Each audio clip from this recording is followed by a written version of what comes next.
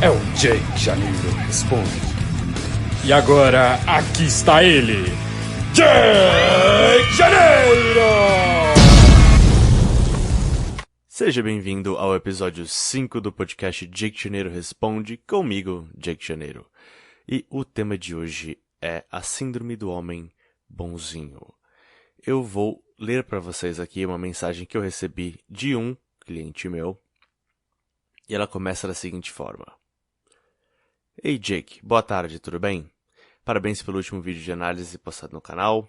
Vi que pretende voltar com o quadro Jake Janeiro Responde e gostaria de deixar a minha sugestão.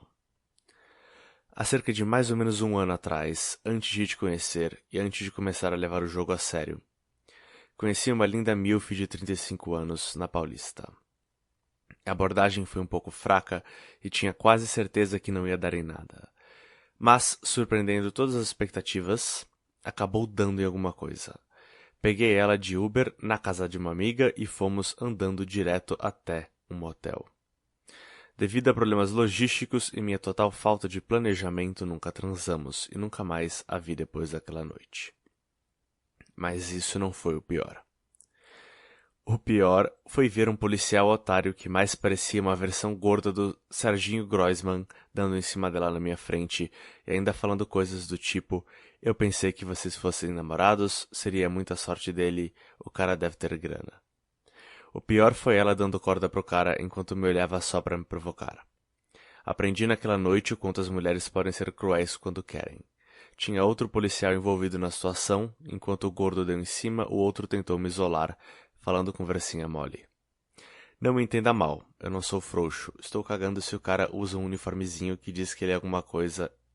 Eu fiz alguma coisa. Ironizei a situação, tentei parecer tranquilo, enquanto que por dentro nunca senti tanta vontade de socar alguém. No fim, nada disso surtiu muito efeito e o que era para ter sido uma noite épica acabou se transformando na pior noite da minha vida, digno do enredo de uma comédia de besterol de filme americano. Enfim, essa história toda foi só para contextualizar. Caso eu pudesse fazer um Jake Janeiro Responde sobre situações parecidas, de caras dando em cima da garota que tá com você, homens que tentam te diminuir e baixar seu valor, eu seria eternamente agradecido já pela sua atenção.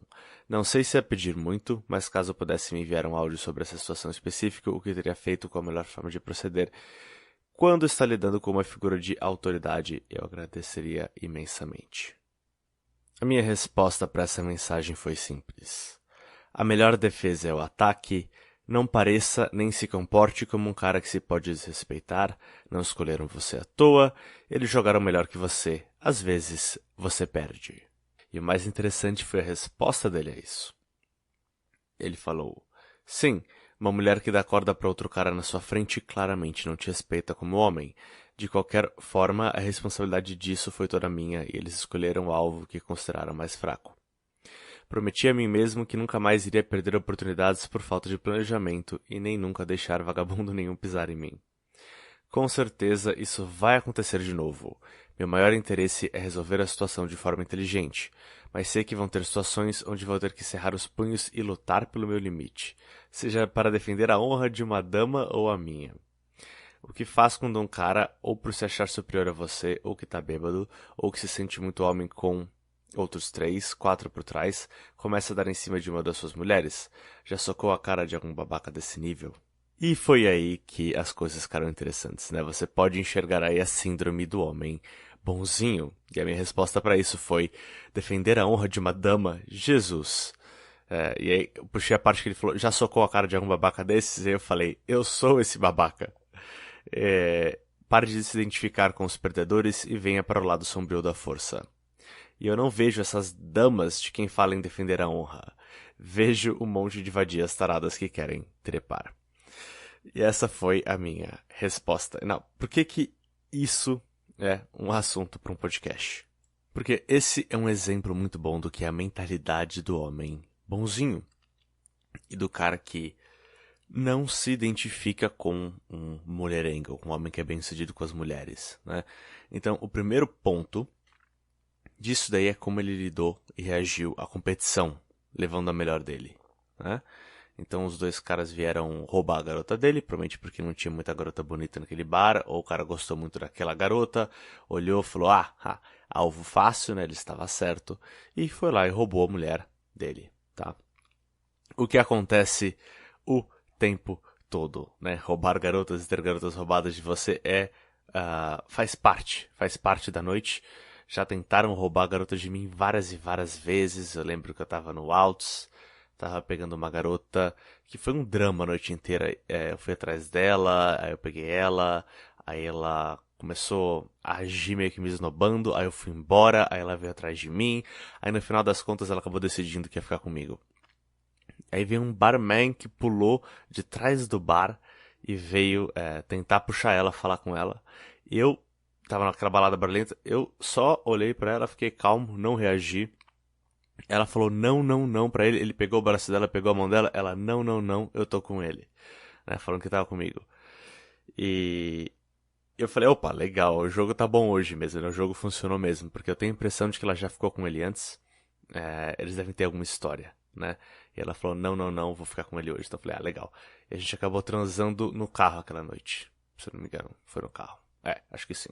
Então, e teve uma vez também que eu perdi a garota. Se eu não me engano, na mesma balada. Eu tava saindo e aí tinha uma última garota bonita, assim, disponível. Eu tava jogando com ela, né? Tava indo mais ou menos bem. Eu tinha levado ela pra tomar um drink no lugar do lado, a gente tinha saído, teve que voltar por causa de alguma amiga dela, alguma coisa assim. Mas tava indo, mas não tava super firme, sabe? Aí veio um outro cara super confiante, acho que teve um momento em que tava mais uma pessoa, não lembro o que aconteceu, veio outro cara super confiante e começou a puxar papo com ela. E eu não consegui recuperar, assim. Ela simplesmente se interessou mais com ele e perdi a garota pro cara. Ela ficou com ele, né? E isso acontece. Eu lembro da minha reação naquele momento, já faz alguns anos. E eu lembro da minha reação naquele momento que eu fiquei, na verdade, impressionado. Eu falei, nossa, bem jogado. Bem jogado, né? Eu fiquei com mais vontade de conhecer o cara do que a garota. Eu falei, esse cara parece maneiro. Porque na minha cabeça, né, eu faço parte do clube. Entendeu? Tipo, opa, esse é um dos meus, entendeu? E não ficar com um ódio existencial do cara, né? Eu entendo que no seu caso o cara tirou com a sua cara e fez, entre aspas, bullying com você, né? Ele te desrespeitou diretamente, né? Isso não aconteceu no meu caso. Ele só foi trazendo mais e mais atenção pro lado dele, né? Até que ela tava mais investida nele. Mas mesmo assim, né, ele roubou ela debaixo do meu nariz. Mas eu lembro que eu falei, esquece a garota, eu preferia um amigo como esse, né? São poucos, são difíceis de achar. Então, a minha reação foi completamente diferente. Eu fiquei inspirado. E depois eu fui abordar e eu falei, nossa, olha, maneiro, maneiro, bacana. E fui abordar, entendeu? O jogo que segue, porque isso é normal. Isso é o que você faz. Você rouba a garota de alguém e você faz assim, entendeu? Você vai e você rouba. Não é. Ela não é. Literalmente ela não é sua propriedade, né? Se ela fosse sua, ela não teria ido com eles, entendeu? Então, os caras não fizeram nada de errado, né? Talvez eles tenham sido um pouco cruéis, mas. Talvez. Essa crueldade funcione, né? Faça ela rir, falar, nossa. E claramente te destrói, né? Especialmente se você não souber reagir. Porque não ser reativo é quando o cara tá numa conversa normal. Se ele tira com a sua cara, você tem que reagir, não necessariamente de uma forma agressiva, mas com humor, com aquele humor ácido, né? Você quer reagir como se fosse um teste de metanarrativa normal, tá? Não se qualificar, não reagir emocionalmente, esse tipo de coisa. E dependendo do caso, às vezes jogar a garota em cima do seu ombro e correr. Às vezes essa é a sua única saída. Mas enfim, faz parte do jogo, cara. É normal. Você vê uma garota que você quer, você vai lá e toma ela de outro cara que jogou pior que você. E é assim que funciona, né? Então, a primeira coisa é essa questão de lidar com a sua concorrência, né? O mundo tem concorrência, é difícil. Bem-vindo ao jogo, né? Esse é o mundo real. Os caras vão tentar roubar a sua garota. Você tem uma namorada bonita, você tá com uma garota bonita ainda por cima. Os caras vão tentar roubar ela de você. Elas vão dar em cima dela na sua frente, se ela for bonita o suficiente. Os caras vão dar em cima mesmo, entendeu? Então ela tem que, se ela for sua namorada, ela tem que ser sua mesmo, de verdade, no coração dela, né? E você tem que estar disposto a abandoná-la se ela sair da linha. Você não pode ter medo de perdê-la, né? Então as coisas das quais eu falo. Mas uma garota que nem a sua, você acabou de conhecer, é fair game, como se diz, né? Jogo justo, ela tá na mesa. Ela não pertence a você, né? Ela pertence a essas ruas. E quem levar ela, the highest bidder wins. Highest bidder wins. Quer dizer, aquele que oferecer mais leva, né, meu amigo? Aquele que mostrar mais valor leva. E para aquela garota em particular, né? De acordo com a percepção subjetiva daquela garota em particular, aquele que oferecer mais valor leva, então. É assim que funciona. E você devia, talvez até ter tentado aprender alguma coisa com eles e ser mais como eles nesse caso, né? Em vez de ter essa vibe de vingança dos nerds, né? Ah, um dia eu vou me vingar e eu vou socar esse cara na cara. Isso não é a vingança dos nerds, meu amigo. Isso aqui é o jogo. E é assim que funciona. O segundo ponto, e talvez o que mais chame a atenção, que eu espero tenha revirado o seu estômago que tá ouvindo isso agora, é a parte que ele fala de cerrar os punhos para defender a honra de uma dama. Eu espero que isso tenha virado o seu estômago. Porque se você for um mulherengo de primeiro nível, vai ter virado o seu estômago. Não, vai ter te deixado enjoado. E essa é a resposta correta a ouvir isso, né? Então, literalmente, a mulher acabou de te mostrar que ela te troca por outra coisa. Assim, ó, num piscar de olhos, num estalar de dedos, ela te troca pra uma coisa melhor. Ela acabou de mostrar que não tem lealdade nenhuma a você. Ela não te deu literalmente nada, né? Nem sequer o sexo. E o sexo não é o suficiente para você se sacrificar, colocar sua saúde, sua integridade física em risco para defender a honra da menina. Não é nem a menina, é a honra da menina. Não, não, não. Pelo amor de Deus. Pelo amor de Deus. Então, não faz nenhum sentido você pensar dessa forma, né? Essa é muito a mentalidade do homem bonzinho, que é aquele esquema do salvador. Eu vou salvar a donzela e ela vai me amar, né? Eu sou o cara bom e correto, que se comporta e segue as regras e é bonzinho e coloca as mulheres no pedestal. Verão esses babacas aqui e roubarão ela de mim. E aí, quando eu crescer, né, eu vou bater nesses babacas e salvar a minha bela dama que vai então me amar para sempre, né? Esse é o esquema do Salvador, né? É assim que essa pessoa pensa. Quando você vê ouve um cara falando assim, você entende, putz, ele tem a síndrome do homem bonzinho, talvez a síndrome do cavaleiro branco, ele tem esse esquema do Salvador, que é esse esquema que os caras bonzinhos acreditam, né? Por isso que Homem-Aranha é o que é, né? O Homem-Aranha e como é que é a ruivinha que o Homem-Aranha gosta? Mary May, não, esse é o nome da tia dele. Maggie May, é aquela ruivinha que o Homem-Aranha gosta, você sabe qual que é, né? Mary Jane, que é o mesmo nome da maconha, isso aí, Mary Jane, que é a ruivinha que o Homem-Aranha gosta, certo? O Homem-Aranha é isso, né? Ele era quem? Ele era um nerd que morava com as avós ou os tios, as avós, eu acho, né? Ou, sei lá, tio-avós. Ele morava com os tios-avós e ele era um nerd, né? Um perdedor social completo, provavelmente virgem. E ele tinha essa queda nessa ruiva que não dava bola pra ele, porque ele era um perdedor. Até que ele foi picado por uma aranha radioativa, e aí ele virou esse super-herói, e aí ela fica com o Homem-Aranha, né? Que é o super-herói. E ela fica com ele quando ele salva ela dos bandidos, estava tentando roubar a bolsa dela, e ele bate nos bandidos, aí ele desce pela teia e ela beija ele, né? Essa é a fantasia do nerd, é a vingança dos nerds, né? Quando eu crescer, quando uma aranha me picar e eu tiver superpoderes, eu vou salvar a minha bela dama dos babacas que a torturam e ela vai me amar para sempre, né? Se você tem esse tipo de visão, esse tipo de fantasia, que eu vou até confessar uma fantasia que eu tive disso já quando eu era bem novinho, né? Bem novinho mesmo. Época de escola. Mas eu lembro que eu pensei, nossa, bem que eu queria que essa garota que eu gosto, né?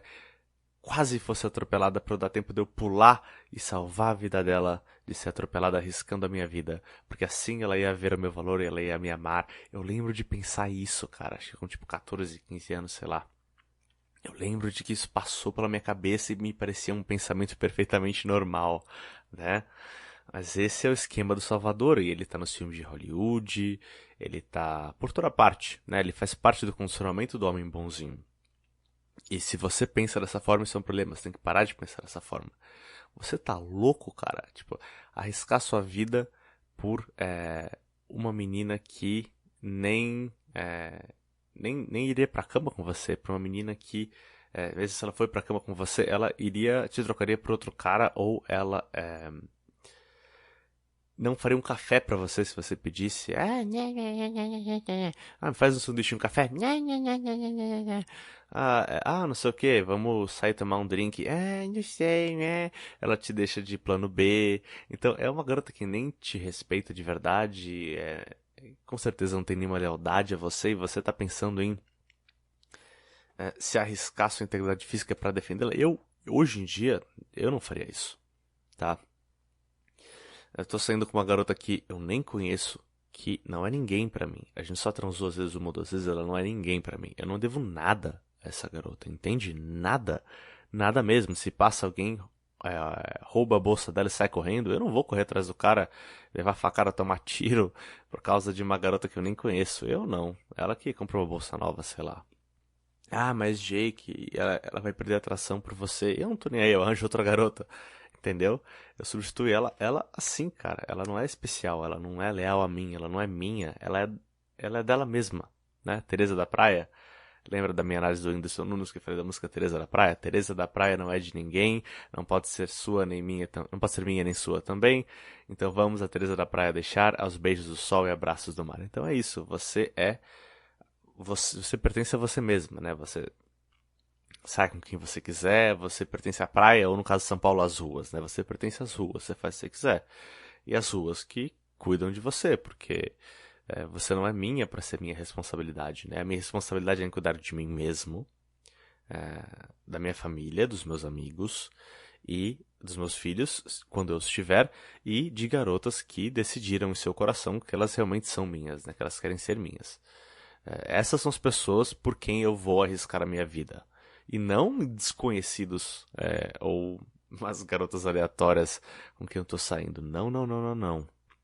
Para você ter esse benefício da proteção, eu posso te dar esse benefício da proteção, mas ele não é de graça, ele não é troco de nada. Eu não sou obrigado a fazer isso. A garota tem que me fazer querer arriscar a minha vida para salvar a vida dela, certo? Da mesma forma que eu tenho que fazer ela querer transar comigo, fazer ela me desejar, ela tem que fazer eu querer ser um cavaleiro, ela tem que fazer eu querer me arriscar por ela tem que fazer eu querer prover para ela tem que despertar esse desejo em mim, né? Esse é o trabalho dela, eu não sou obrigado a nada. Eu não vou fazer isso a não ser que eu veja ela me dando alguma coisa em troca que compense isso, que vai muito além do sexo, e essa é outra conversa para outra hora. Mas você com certeza não deve estar arriscando a sua integridade para defender a honra de ninguém, muito menos de uma garota que você nem conhece. Você não é o salvador dessa garota, tá? Você é o lobo mau, você é o cafajeste, você é o bad boy, né? Então, venha para o lado negro da força e se identifique com o time vencedor, tá? Esse é o ponto. Eu me identifico com o time vencedor. Eu lembro que eu tava numa balada e eu vi uma ruivinha deliciosa, bem novinha, devia ter uns 18 a 20 anos. Uma ruivinha linda, deliciosa, aquela perfeita forma da juventude, assim. E eu abordei ela, acho que foi uns 2 minutos de papo, assim. Joguei bem, tava bem afiado, tava me sentindo muito bem. O papo foi afiado. Eu não lembro direito o que eu falei agora, porque já faz um tempo, mas eu lembro que eu fiquei orgulhoso do meu jogo. Foi muito bom. Em 2 minutos a gente estava se pegando loucamente. E acontece que essa ruivinha tinha saído com um orbitador, né? Um cara que ela era amigo dela há anos e estava na friendzone há anos com ela, né? Aí esse cara me viu pegando a mina. Eu conheci ela há 2 minutos atrás, estou pegando a mina. Ele era amigo dela há anos, né? De infância, e nunca tinha pegado ela e tinha confessado o amor várias vezes, como ela me contou depois. E aí quando ele viu ele parou, ficou paralisado e começou a chorar. Caiu em prantos o moleque. E aí... É engraçado só de lembrar. Aí eu lembro que ela olhou pra ele, olhou pra mim, e ela falou pra mim, não, espera, por favor, espera só um minuto, esse é meu amigo de infância, eu preciso conversar com ele. E aí ela me contou a história melhor depois. E eu lembro que, olhando pra aquele cara, eu tava com os wings, se não me engano, olhando pra aquele cara chorar e entrar em prantos, eu comecei a rir, eu caí numa gargalhada, nossa senhora, um dos pontos altos da noite. Eu ainda comentei com os meus amigos, dizendo, nossa, olha aquele trouxa, meu, olha aquele trouxa, né? Então, com qual time você quer se identificar, sabe? Você vai se identificar com um grupo com o qual você compartilha as experiências, né? O meu ponto de vista é o ponto de vista dos policiais e não o seu, né? Então, você tem que entender isso, você tem que decidir se identificar com um time vencedor. Você tem que mudar a sua identidade, tem um problema de identidade aí que você está tendo, né? Lembra do que eu falei do valor sexual de mercado e tal, você tem que entender então o que as mulheres querem, quais são os 2 papéis que eu posso ocupar na vida dela, qual papel eu quero ocupar, como é que eu tenho que oferecer esse valor para conseguir o que eu quero em troca, né? E o que eu vou oferecer em troca do quê? O que vale em troca do quê? Abandona esse esquema do salvador, de que você vai salvar a sua donzela em perigo, abandona isso, abandona essa síndrome de homem bonzinho, de defender a honra.